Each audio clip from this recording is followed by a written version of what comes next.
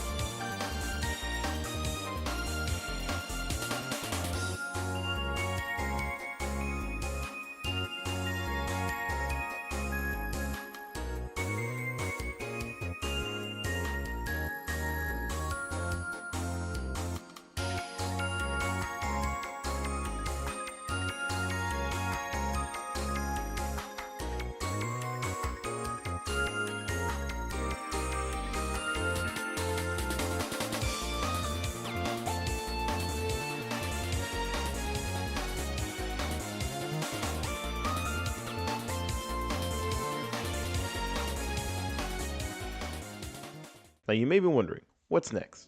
Well, every month has a specific theme that I try to focus on.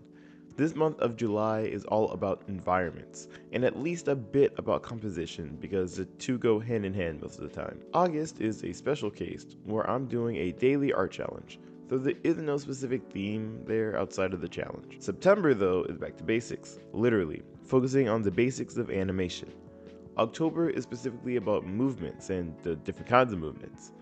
November is about storyboarding various scenes, and finally, December is the month all about making my own short film.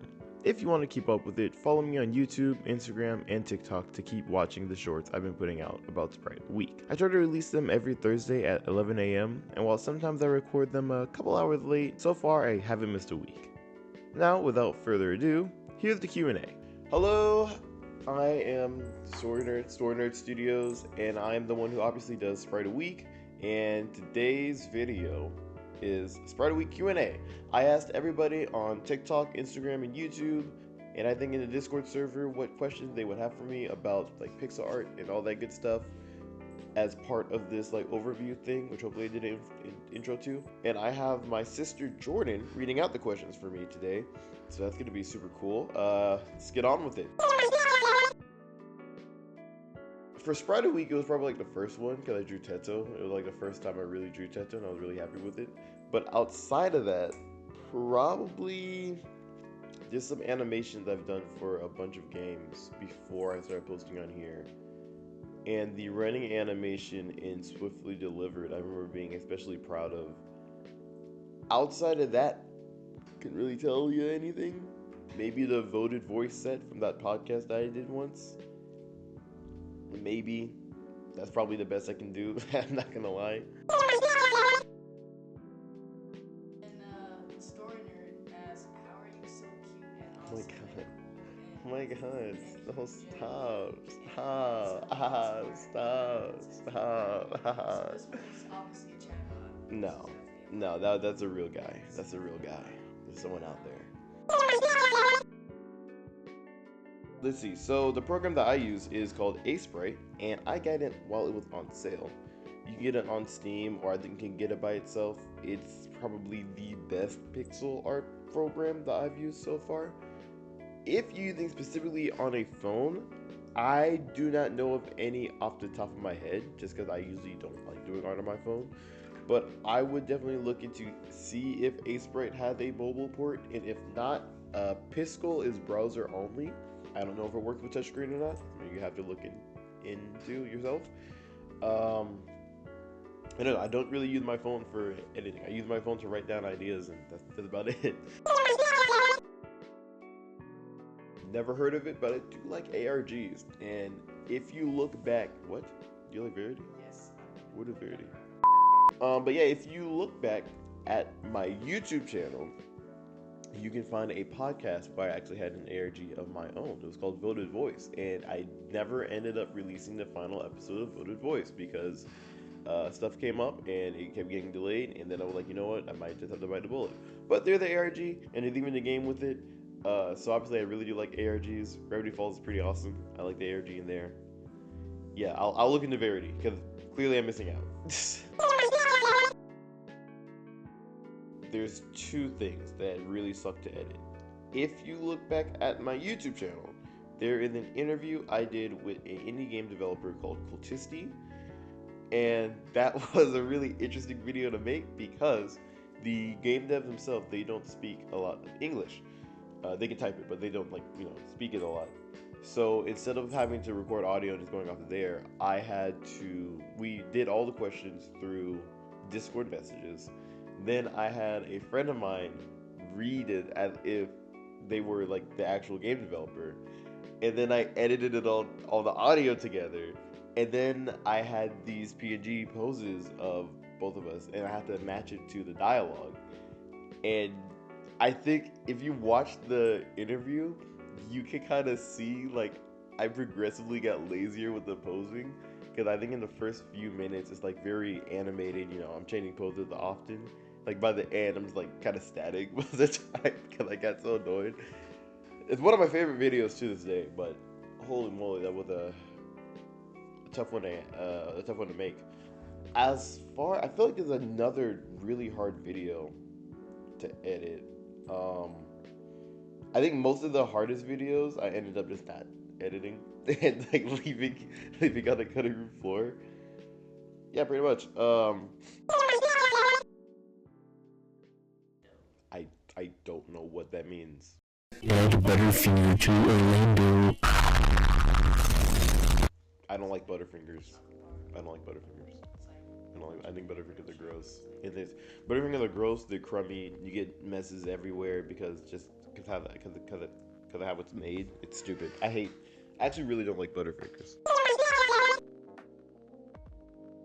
I sadly can report that I use Adobe Premiere Pro. Adobe sucks. I really don't like Adobe, but their editing software is low-key kind of goated. And I tried using DaVinci Resolve, and I ended up really hating it because I didn't like it because it didn't have a lot of features that I need and want, especially for shorts.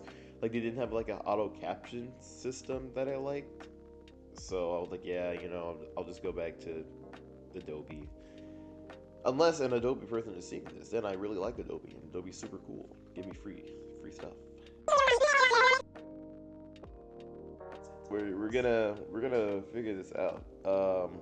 Hippopotam monstrosis quipedaliophobia is the fear of long words. Yeah, I'm gonna read that one more time, a little faster, right? Hippopotamus monstrum sesquipedalian phobia. Yeah, that's how you pronounce it. So initially, I got into pixel art because I was a game developer, and the engine I was using was especially geared towards pixel art. There wasn't much content choice outside of that. Like I did like pixel art. I was like, hey, that's pretty cool. I like pixel art. I like 2D pixel art games, but that's the initial reason why I got into it. Nowadays, I like both the limitations it gives you and the specific style that it gives all your work by default. Not to say you get new other style in pixel art. There's a lot of styles in pixel art, but it gives you a like default, like worst case scenario. If you don't stylize at all, you have that pixel art aesthetic, right? And I like that pixel art aesthetic. And I think the limitations of it, like having such small amount of customizability to work with, right? Because if you're especially working on small scale pixel art, if you have like a 16 by 16 frame, you only have what's 16 sub 16. Yeah, it's like 256. You have 256 pixels that could be any color, right? That sounds like a lot, but it's really not that much compared to like other art forms, especially like like traditional digital art. You have like thousands upon thousands of pixels to work with, but pixel art is like it's such a smaller scale. I think it's pretty cool, and then you have to be more intentional with where you place each pixel. You know, it's less of like, oh, what vibe looks right, and more like, okay, what is this pixel implying, which I really like. Give me like 3 years. They don't even know what I'm referring to, but yeah, you already know because I told you about it.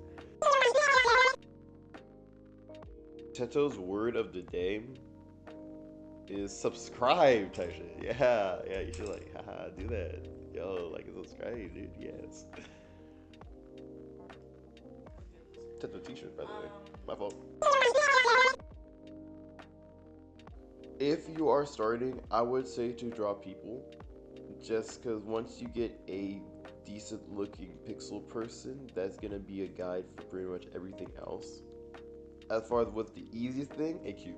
Like I mean, like any kind of square shape is like pretty simple. The more rounded you get, the harder it's gonna be because curves are harder to do in pixel art. Makes sense because it's made out of blocks.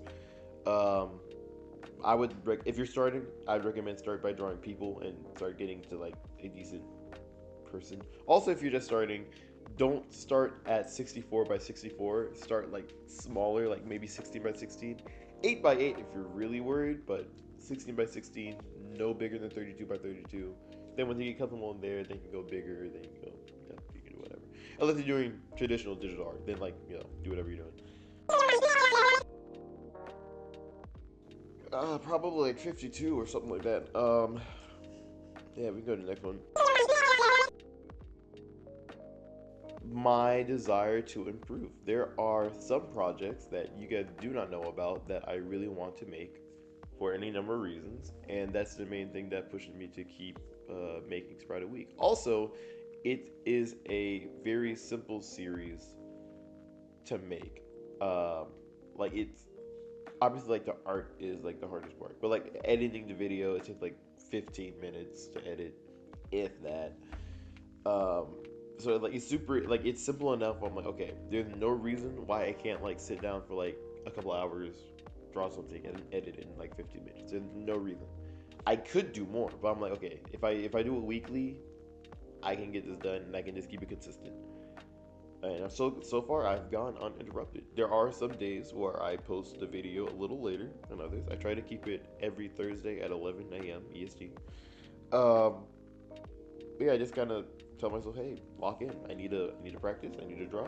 Give me motivation in general is just I like doing stuff, and I don't like not doing stuff.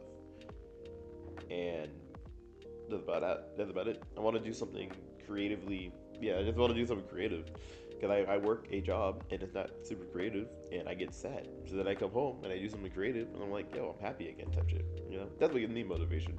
That's super clear. What a clear answer. Not on pizza, if that's what you're referring to. I like pineapple as a fruit, though. Very. Yeah, shut up. I know your opinion. Oh my god, commissions. Whoa. Segue, dude. I am doing commission now, dude. I'm launching my website today. If it's not in the description, then I really messed up. You should like leave a comment about it. Um, Slayer.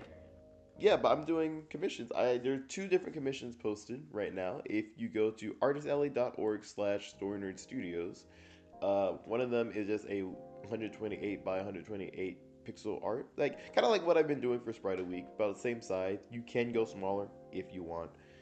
But yeah, I'm like totally doing those. And then I'm also doing I think I said 16 by 16 animation. You can get that bigger or smaller if you want as well. You'll see it all on the website. But if you use code, what did I say the code was? I think the code was like first buy or something. I'll put on screen. Then you get like 50% off. And that's like pretty Oh my cool, god. dude. You're Uh, saving your monies and getting cool pixel art and getting cool pixel art. And you at the can use it same for time. whatever. I mean, there's like there's stuff on Artist Alley where like maybe don't use it for like don't like put like hate speech like on my art because that'd be pretty bad. But outside of that, like you can use it for like whatever. If you're like making a game, if you're like if you just want like a profile picture, if you just want like doodly doodly do, yeah, it's like totally there, dude, and it's like pretty fast delivery, and your art might even show up in like a video at one point, or not if you don't want it to, figure that out on that. But yeah, I think that's all the questions. Also, I think there was a question that someone asked that I don't think I ever added to this list of questions. Where someone asked like, "Oh, um, freaking," they were like, "Oh, what's 5 times 2,000 something?" I I saw your message. I don't know why I didn't add it to the list, and I'm too lazy to find it. So, probably two would be the answer. All right, thank you all for watching. I'll see you guys next time. Nerd on.